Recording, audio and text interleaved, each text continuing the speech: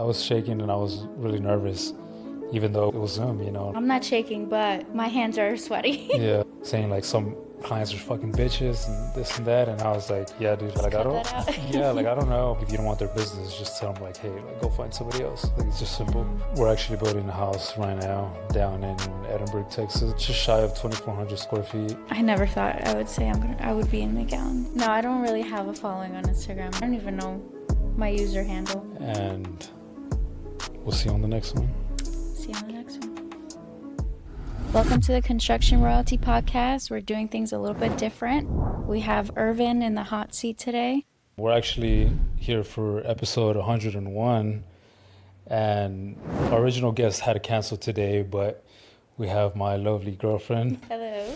Ewelina. Hi. How you doing? I'm doing great. A little nervous. My first podcast. Yeah, we're here in Arizona. It's nice. It's not hot. I thought it was going to be really hot, but it's pretty good weather. And yeah. So we're going to do things a little bit different. She has a list of questions that she's going to ask me. And then we'll just kind of, flow from there. Yeah, so my first question for you is, what year did you start podcasting? Oh, man. I think it was 2020. Because that was when I already lived. Whenever I moved to Houston 2018 and then 2019, I lived with my aunt. So I know 2020, it was like January 3rd, I got my apartment, my first apartment. I remember that's when I started podcasting in my room. One of these Amazon desk mics. So it was virtual?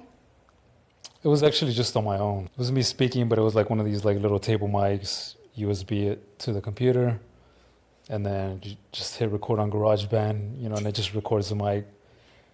And it was just me talking, just some topics, I guess whatever came to mind. And who was your first interview? It was also in 2020, later down the line. I forgot what episode that was. But it was this guy named Alex. He was from, not Nashville, Tennessee, somewhere up Midwest, somewhere over there, I think. I haven't talked to him in a while, but he merged neuroscience with marketing. Oh, wow. And he figured out how to combine both. And he would really try to focus on the consumer side of things, how do they think, how do they react, how do they emotionally buy, stuff like that. So he was really deep into that space. And that was the first virtual. The virtual one. How'd you feel on your first podcast? Like mine today? Yeah. Yeah. I mean, we spoke about this a while back. It was definitely uncomfortable, and it was definitely a moment where I was shaking, and it was, I was in my room, I was in the desk, I was sitting in the desk, virtual on Zoom, but I can feel my legs are shaking. I'm not shaking, but my hands are sweaty. Yeah, I was shaking and I was really nervous, even though it was Zoom, I don't even have the Zoom recording of it because at the time it was just audio. So I basically just took the audio from the interview. I didn't take the video, which probably would have been bad, but. Yeah. And why'd you start podcasting? What got you into it? For many years, I was trying to do the personal development, right? I went into that route, buying courses, watching, YouTube interviews. There were podcasts, but YouTube, the video one, and then I got into listening to this audio podcast. And it was a show that I found. It was called the MFCEO Project by Andy Frisella, and he was already 300 so episodes in. I think towards the time that I started listening to it, he was already transitioning to a different show, a different name. But I liked it so much that I started in episode 1 and I listened to all of them multiple a day, because there were some that were shorter, some longer. So as much as I could, listening to them all the time. I listened to all 300 and some that he had. And just that really shaped the way that I think now, and my mindset and the way that I view the world and business and everything. I was oh, okay, this thing really helped me. It shaped me this way. So if I can do this for somebody else, I want to do that for somebody else too. And your first podcast, it had a different title, right? It had a different name? Yeah, so this was actually a third name. Oh, wow. I didn't know that. I thought it was just two. It was 3 names. The first one, I forgot how many episodes it lasted, but it was called The Badass Journey. And Badass Dirty. Okay. and that's the one that I was doing, like basically by myself. I think it was actually like before it was like the first guest I had on. Mm-hmm. I changed the name and it was called Breakthrough Society. I like that one. Breakthrough Society. Yeah. Mm-hmm. And then from there I had like the first guest and on, and I had so many different guests, marketing, a guy that does like work from home stuff, like financial planners. I had a home builder from Florida. I had somebody that does like iron work. He's actually from Phoenix. Hmm. I had a whole bunch of guys. Some guy grew like a online car page, so like millions of dollars. Like I had a variety of different people on there, so it wasn't just like a niche like this one that's just construction, but it's like Mhm. construction, real estate, personal development, like focused. The other one was just like basically, they were all my friends, but it was like people that I knew that were actually doing stuff. And why'd you focus more into the construction? Well, first,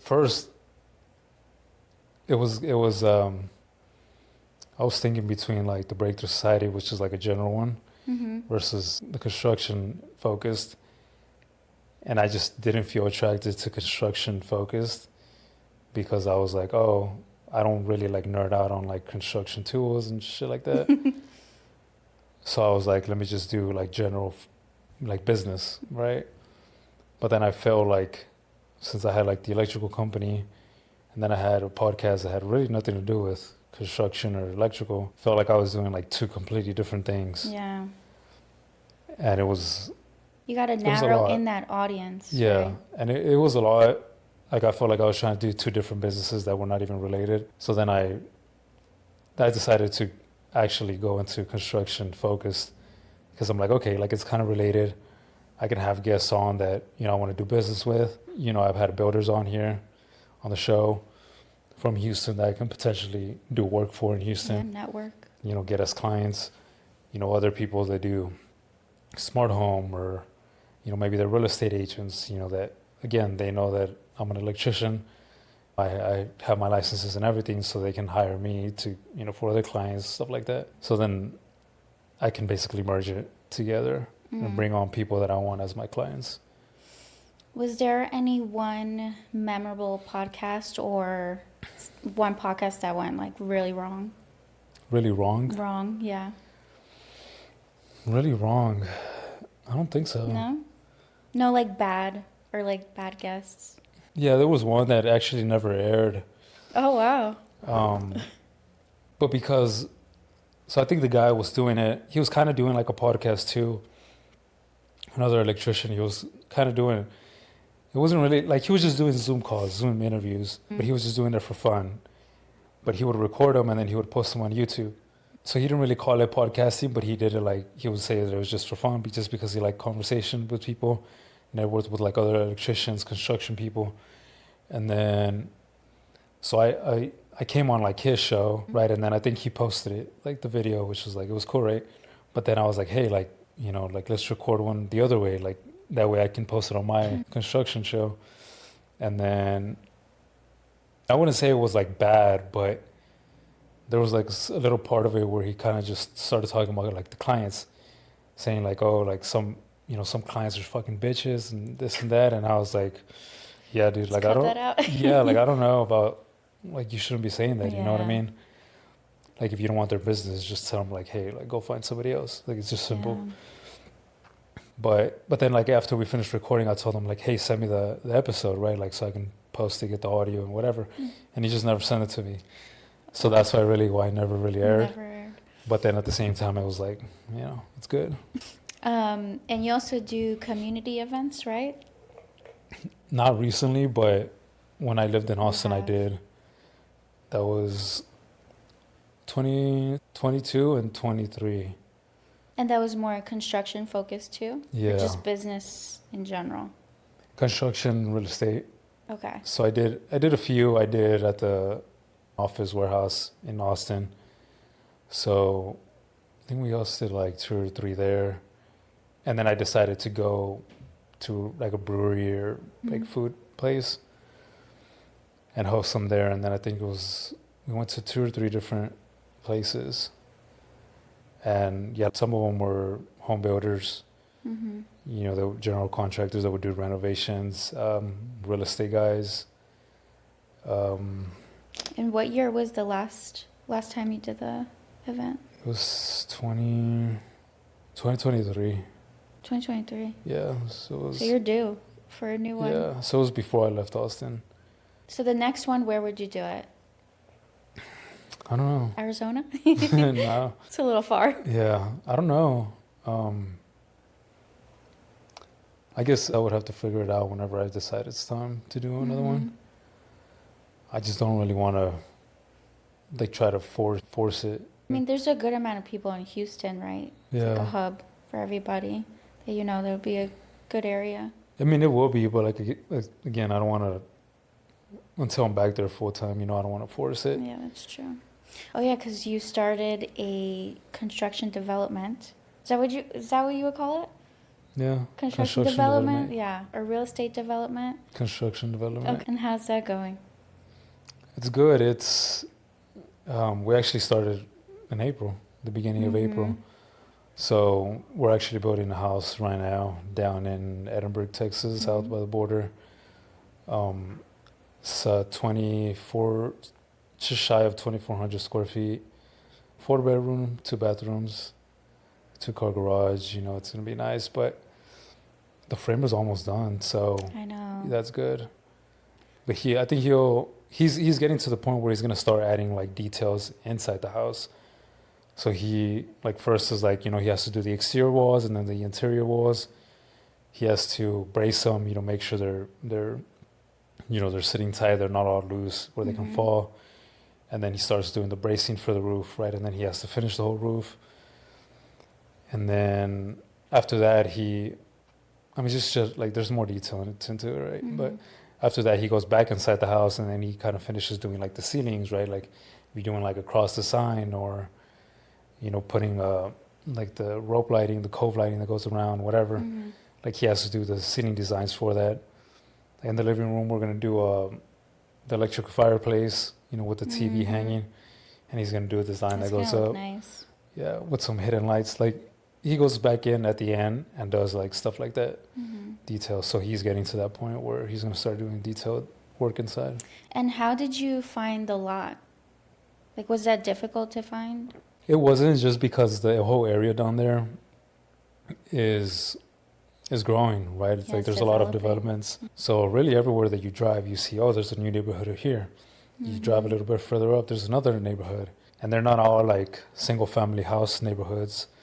There might be a neighborhood that's apartment, like it's a whole apartment neighborhood, right?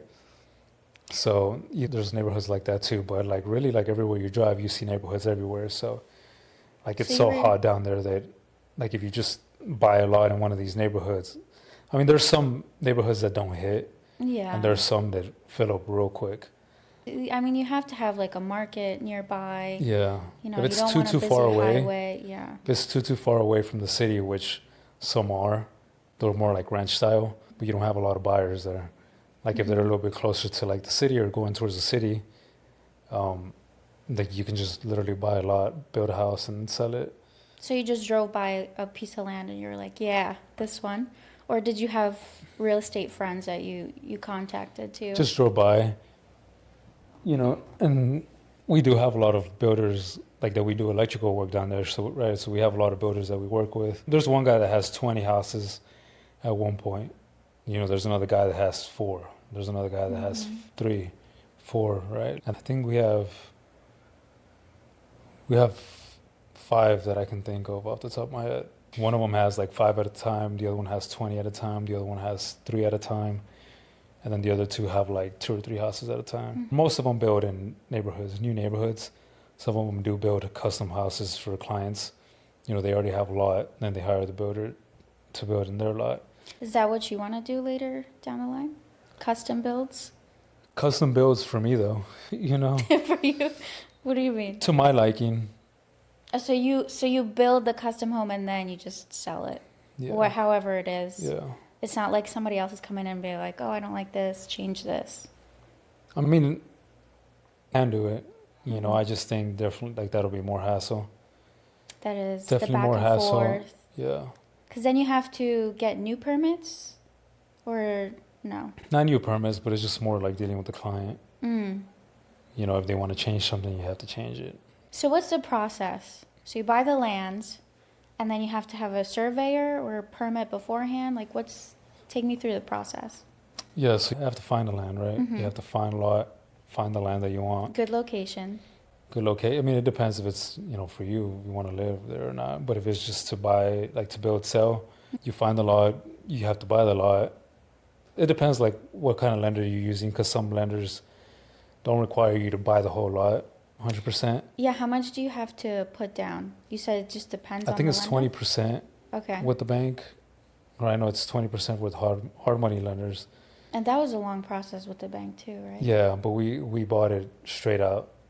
Oh. You know, and it was $52,000 Mm-hmm. the land. So like I'm gonna go through how we did it. Mm-hmm. We found the neighborhood, we found the lot, or we found the neighborhood. We called them, said which lots you have available. They're like, we have, I think it was like 3 of them left.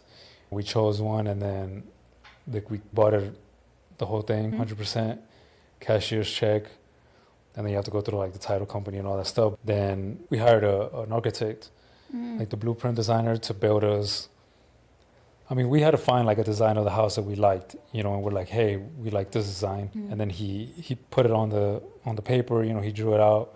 The And blueprint? then, the blueprint, and then he gave us the entire blueprint set. Once we had like the entire blueprint set, we developed the budget of what we thought would cost to build the house. Also because we're already in the electrical field, so we can kind of know. We already have other builder friends that we can ask, be like, hey, how much does this cost? So we got insights through them. You know, my dad knows a lot of plumbers, you know, stucco guys, framers that we can ask. You know, they'll tell us. So we bought the lot. We had the blueprints made.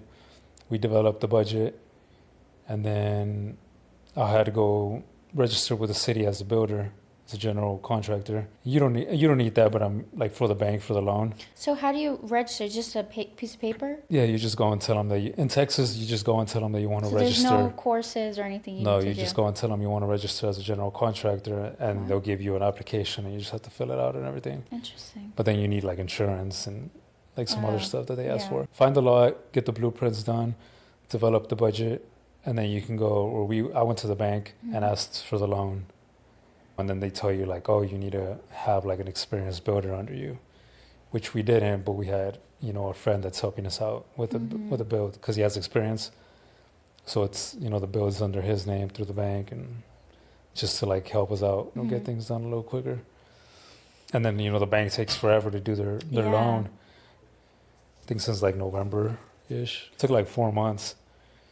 And then once I wasn't expecting that. Yeah. I thought it would take max maybe 2 months, but 4 months is a while. And then once they go through the whole process, then they can tell you can start. Once they tell you, hey, you can start, then you can start. As long as you have like the city, as long as you're registered with the city and they already have your insurance and you pay for the general building permit, then at that point you can start leveling whatever, bring the dirt in and stuff.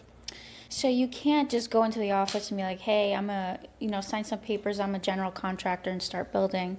You have to have someone that already has experience in that, right?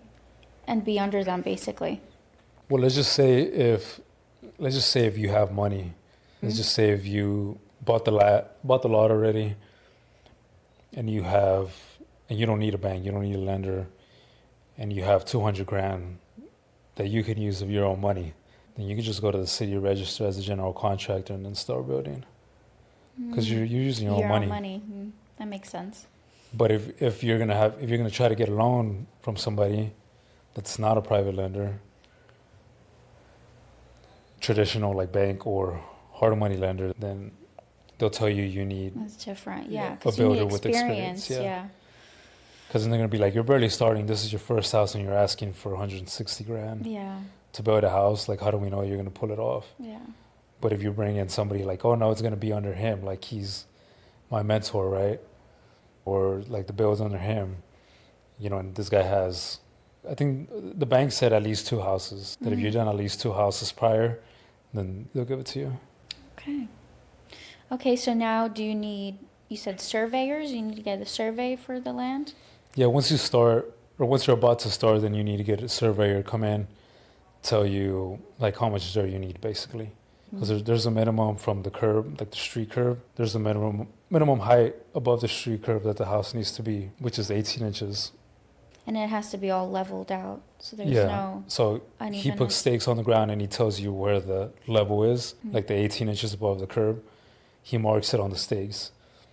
Then they bring in the dirt. They dump all the trucks, the loads that are required for it. They start leveling it out and all that. And then the foundation guy comes and he does like basically the perimeter of the house. Like this is where the house is going to be. And then once he has the perimeter set, they bring in the trenching where they start doing all the trenching for the rebars, Okay. the rebar and the underground plumbing. So they dig out the trenches in there. Yeah. Okay.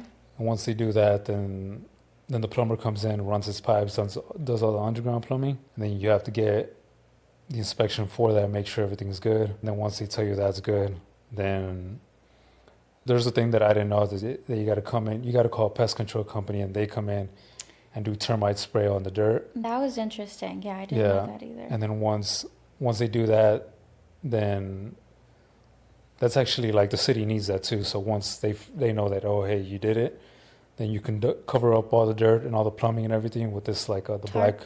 like the black tarp. And then after that, they start doing all the rebar, getting it ready for the cement. Okay. And then that's another inspection, like the rebar is another inspection. Now, through the inspections, did you have to like change anything? The inspector said everything was good with the plumbing, but he didn't pass it because he didn't have something called the pre-pour survey. And that is that it's like a third-party inspector that you call, that he comes out and he makes like a blueprint of your whole site to make sure that that the house is within the setbacks of the right side, left side, and the back. Make sure that everything's within the setback requirements. And if it's not, he'll tell you. And if it is, then he'll be like, you should be good. And then the city needs that paper in order for them to pass the underground plumbing. That's something that they changed because the builder that's helping us out, he built a house in that same neighborhood and he said that they didn't ask him for it when he built it. Oh, That was a couple months ago, yeah. And then, so all we had to do was go turn it in. They revised it, and they said it was good, and then they passed it. Now, you have to stop working until the inspection is passed, and then you can continue with the rest of the stuff, right? It depends what it is. Okay. But in that one, like I told you, the guy said the plumbing was good, so we didn't need to repair the plumbing. He just needed us to submit that form. pre-pour survey. Okay. But the framers kept working. Like they still had stuff to do around, like for the whole foundation and all that. So they kept working. They still had work to do. And then within the next day, we just had somebody out there do the survey, give us a paper, and want to go turn it in the city, and it was good. So when you call, what is it, the county, city office? City, yeah. City office? So when you call the city office and say, hey, I need an inspection on A, B, and C, is it the next day they come in, or is it, how long is that time period? It's the next day. Next day. That's fast. That's good. Okay. And how long usually are the inspections? How long does it take? Depends what kind of inspection. Okay. But, usually it's pretty fast. Okay. So what did we do? Rebar? Yeah, we left off at the rebar. Structure. That there was a tarp, the rebar, and then that's a survey, an inspection where they have to come out, inspect the rebar, make sure that you have all the requirements, the distance between like I forgot what they call them, but like where it ends. No, they do like, I don't know if like the rebar, like the big long sticks. Oh. They're like single sticks of rebar. Like you have to set them all up one direction, vertical, and then the other way horizontal. And basically they make a square, right? Because they're all like this, and then like they make a square, so each square needs to be a foot by a foot. So when you lay them all down like the same way, they all have to be a foot apart. And then when you turn them and lay them the other way, they also have to be a foot apart. Okay. So they make sure some places I think they let you like 16 inches apart. But depending on where it's at, So that's one of the things they check. So another question is, how are you getting these contractors? Like for structures, for plumbing, I mean electrical. I'm guessing you're doing the electrical, or you're going to be doing the electrical. But yeah, like for the trenches and everything, how are you getting these contractors? Yeah, well, we know a lot of them. And all of them up to this point to the framer have been contacts of the builder that's helping us. Okay, builder. Yeah, they're all his people, but we were also fishing for different bids from the people that we know, but his people tend to be cheaper, and obviously like they do work. He's been doing work for like 20 years. Yeah, as long as the quality is good. Yeah, so they're always passing inspections, doing everything right. So even though they're cheaper, like, he's been doing houses for 20 years, like they've all That's been good. passing, everything's good, solid work. And like we've also been doing his electrical for many years, so like we've been inside his houses too, we know that they're good. So like obviously you want to save money and stuff, so we go with them. And what's his company name? You want to shout him out? Yeah, it's called, he doesn't do any marketing or anything like that because he's old school, but it's called Construction and More. Construction and More. Yeah, they're out of Edinburg, Texas. Okay. But maybe like people moving forward after the framer might be more of our contacts, because like we have the guy for the stucco, and then obviously we're doing electrical, HVAC. I mean, we have a family member that does HVAC down there, so it might be him. But then again, like if the builder's guy is cheaper, Yeah. we might just go with him.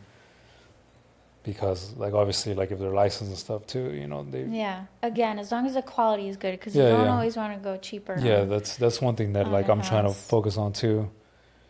Because I do know, like, living in Houston, like, I've lived in Houston and I lived in Austin, and I've worked with many builders, and then, like, down in the valley, and I know I've worked with many builders in those three cities to know that, like, not all of them focus on quality. Yeah, I mean in Dallas when there was like this whole windstorm, there was like a few houses that just went down on the ground, and it's like, this is the house, it should be upright and standing, especially in a windstorm. I mean, if it was like a hurricane or tornado or something, I understand, but it was just like a windstorm and nothing crazy. Yeah. So yeah, definitely get good materials, good people. Okay, so we left a structural, right? The rebar. Rebar. Yeah, once that inspection and he tells you everything's good, then that's when you can schedule the cement, and get it delivered and poured. With the cement, like if the weather is bad and they can't pour the cement, do you still have to pay for that cement if they come out there? If they come out... I've heard you still have to. Not sure about that. No? Because it's only a certain period of time that they can have the cement, like running or whatever in the machine. I mean, you might have to... I could be totally making it up, but... Probably. That's what I heard. Yeah. I mean, man, I don't know. The builder told me something about if... Like this house, it took 71 yards of cement for the whole foundation, right, and the garage and patios. He told me, like, if you order extra and say like each truck of cement carries 9 yards of cement, but say like you only needed 1 yard to complete it, but the truck brings the whole 9 yards because you ordered all 9 yards, you can't get a refund on the 8 yards. They just have to dump it somewhere, and you wasted that money basically. You still have to pay for it, yeah. So I know that's one thing, that if you like order extra and they bring the extra, then you can't get a refund on it. You basically have to, get them to fucking pour it in the dirt somewhere. Yeah. And you have to eat up that cost in there. Yeah, I wonder if that's true. I would say so, because if the weather is really bad and it's uncalled for, like it wasn't on the weather app or anything, and they come in and that machine is spinning with the cement, like what else are you going to do with it? Yeah.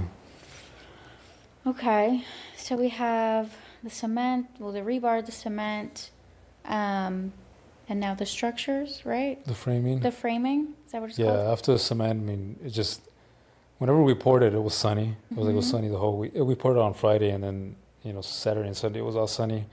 So we were good, but I mean, if it's sunny, you just one day and it's dry, Oh, wow.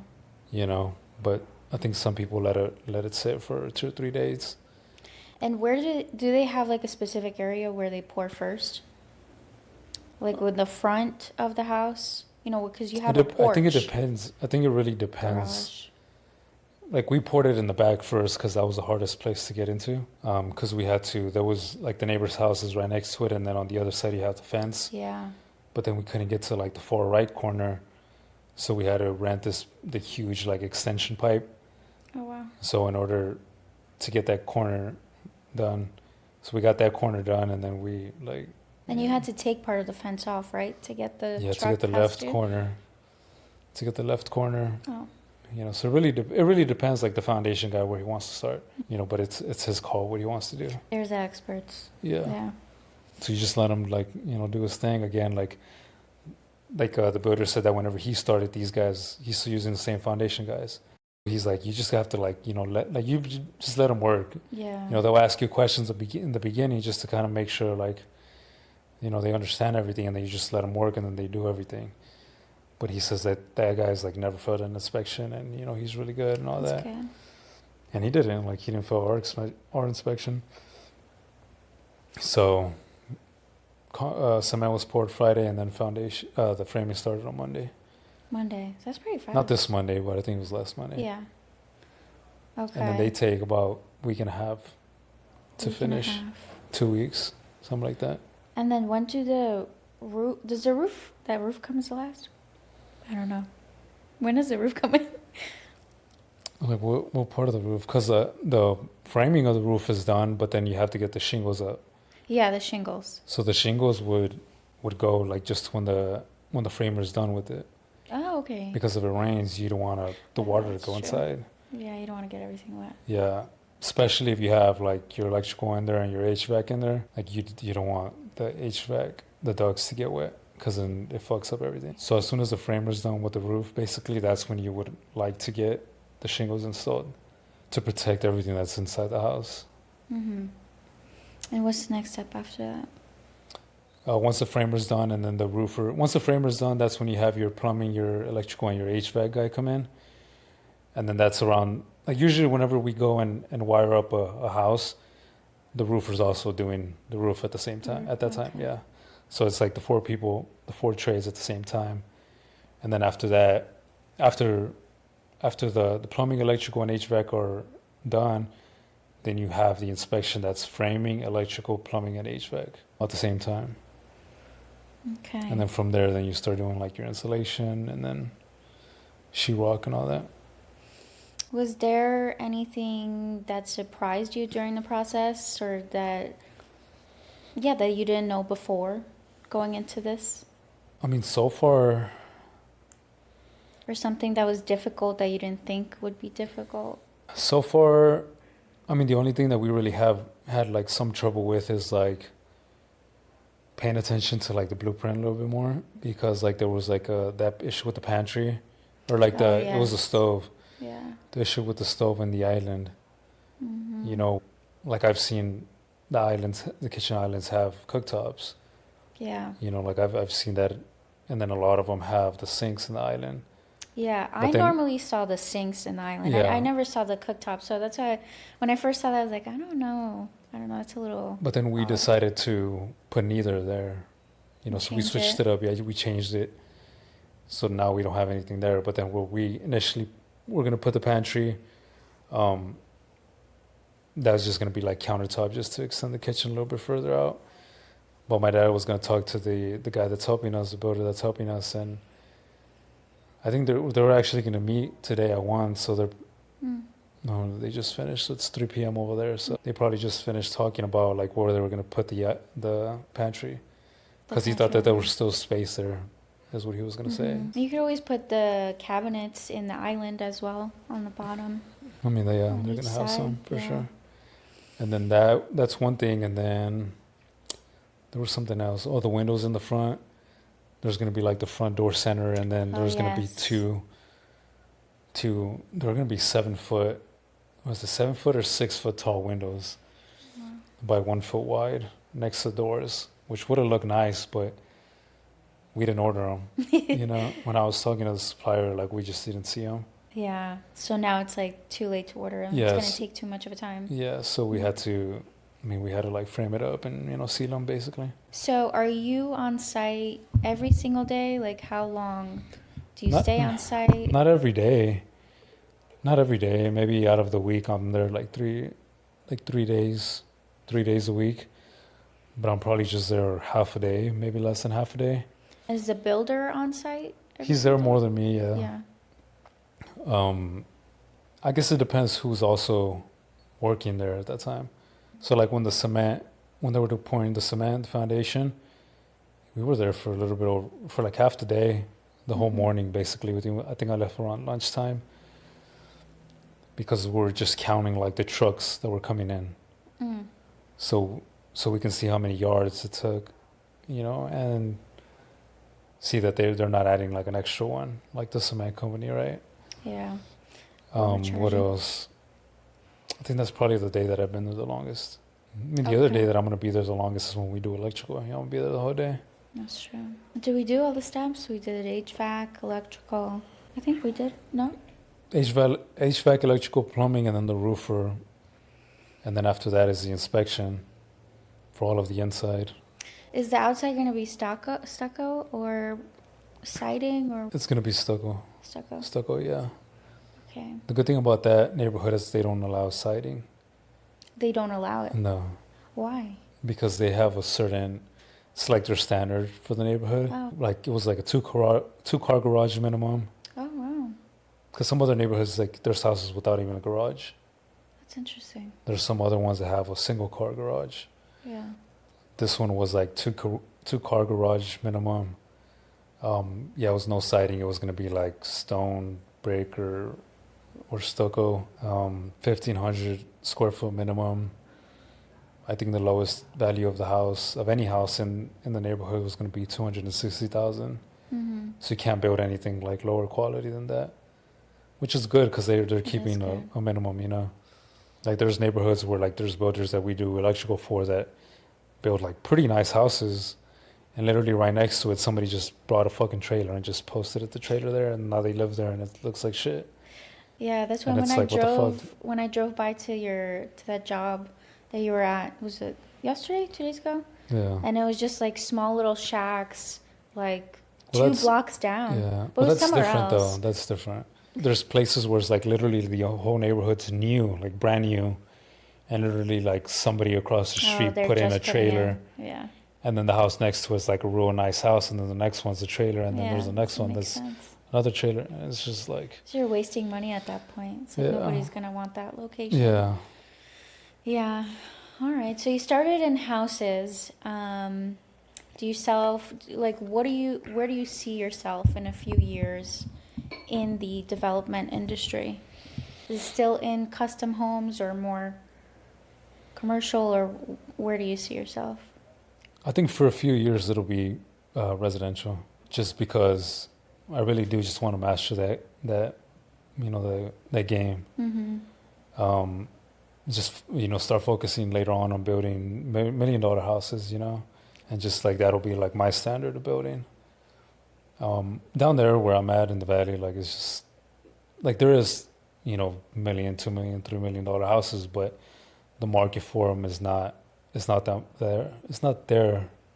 Yeah, it's still a developing area. Yeah. There's like very few places where you might be able to pull it off, but a lot of these houses stay on the market for a while, and I don't think you would want to risk that. I mean, maybe like the profit is still fucking crazy. I'm sure of it, but then like you don't want to have a house sitting on the market for too long. But again, like I showed you, there was a house that was selling for like 2.1 or something like that. At least I saw it in the market for a long time, and I saw many different realtors promote it, at the same time, really. Just to, I guess, try to sell it, and then they were all splitting profit. But again, it's like, because they probably knew it was going to sit there for long time because there's not really many buyers for it. Yeah. So down there, that's like the market that we're in is like the high 200s. But the $1 million houses would come in Houston, and Is there other a certain cities. amount of houses you want to build down there before moving to Houston? Maybe 2 or 3. 2 or 3. It really depends, yeah. And how long is the process of building a house usually? Overall process? The one that we're building is 4 months, something like that. 4 months. About. But it took you 4 months for the bank. Well, it's because it was the first time, right? So it took you a little bit longer. But I feel like 4 the months, second like from the start of the build, though, to the finish of the build. Okay, Yeah. from start to finish. Okay, 4 months. And you said 4 houses? 2 or 3. 2 or 3. 2 or 3 houses, and then to Houston. Do you see yourself in commercial real estate Yeah, maybe later on. later down the road? I don't want to jump in it while I'm still trying to figure out residential. Yeah. Then it's gonna be like. You got to do baby steps before you get in there. And you don't want to like try to skip it, Yeah. But then again, I don't know. Like, may have some friends that are. Maybe along the way I make some friends that may be doing commercial, and then I figure out it's not a big deal. Yeah. If you have the and then- opportunity for it. You know what I mean? Yeah, but I don't want to try to force myself in there when I'm still trying to figure out like the residential. You know Yeah. what I mean? Yeah. Okay. What time is it? I don't know. What are we on time, bro? You've done 47 minutes. 47? Do you have any other questions for me? Some water. I don't know what else you want to talk about.